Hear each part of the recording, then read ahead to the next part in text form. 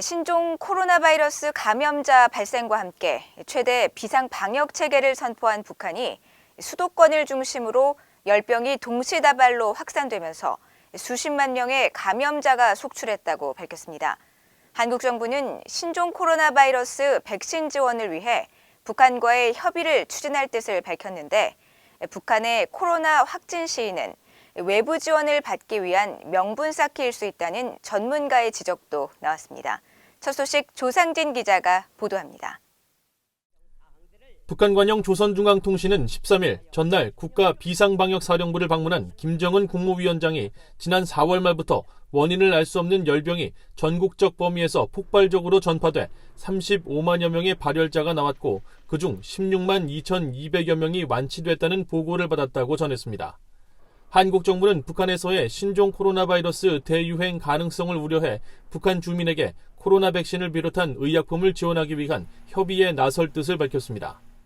윤석열 대통령은 북한 주민에게 신종 코로나 백신을 비롯한 의약품을 지원할 방침이며 구체적 지원 방안은 북한 측과 협의해 나갈 예정이라고 한국 대통령실의 강인선 대변인이 서면 브리핑을 통해 밝혔습니다.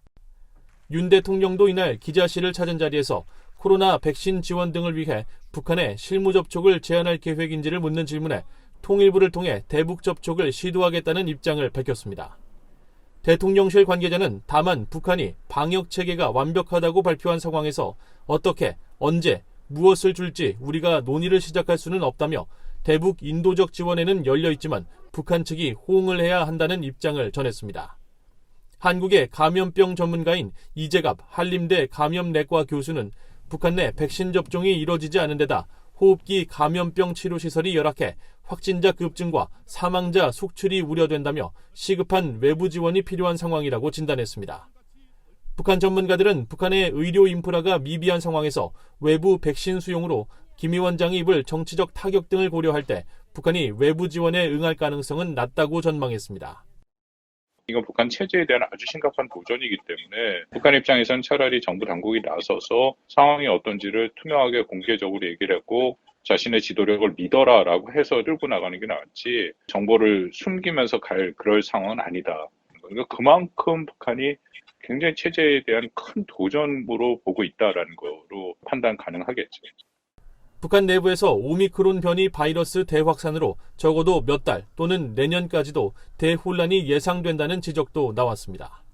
북한이 당분간은 외부 세계, 특히 서방 세계의 방역 지원을 수용하지 않을 것으로 전망이 됩니다.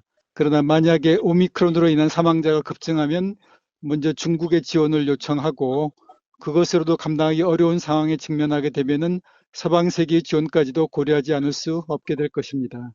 김영석 전 한국통일부 차관도 북한 전역에서 감염자 급증세가 지속되고 사망자가 속출하면 결국 외부 도움을 받는 것이 불가피할 것이라면서 북한의 이례적인 감염병 확산 실태 공개는 자체 해결이 어려운 상황까지 염두에 두고 향후 외부 사회 지원을 받을 명분을 쌓기 위한 행동일 수 있다고 분석했습니다.